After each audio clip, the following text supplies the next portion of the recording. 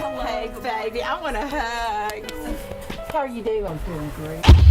Call it unlikely circumstances, chance, or even a miracle that brought this group of strangers together in early July at this Books-A-Million in Hickson. On spur of the moment, decided to stop. We were planning on going out of town, and we decided to pick up a couple of books that we wanted to take with us. It's a good thing she did.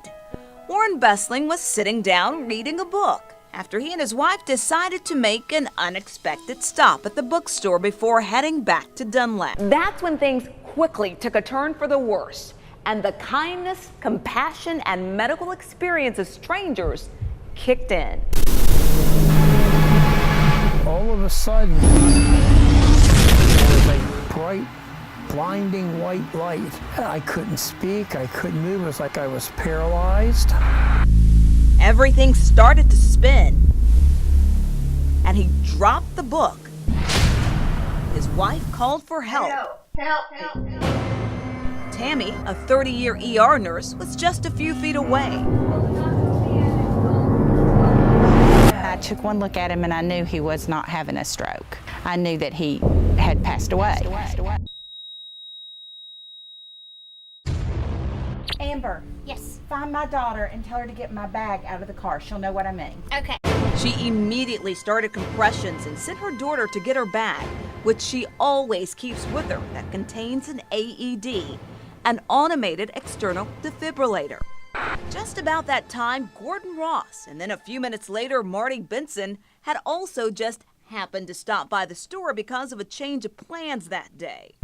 We got about to the customer service desk and somebody shouted out, "Does anybody know CPR?" I've been doing CPR training for 15 years, and it's the first opportunity I ever had to do it. So.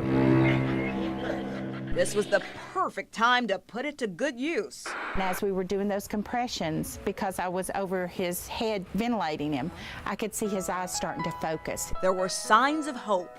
Warren had a pulse and could squeeze her hand. A few minutes later, the EMS crew arrived and took him to the emergency room at Park Ridge Medical Center. It turned out to be one of the most fortunate series of mishaps that ever happened.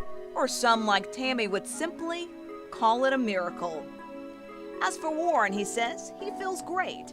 And as far as this group of strangers that now share a special bond, I guess the only thing I can say is that I owe them a debt that I can never repay. there you go. 1, 2, 3. Just being alive and doing well is payment enough for them.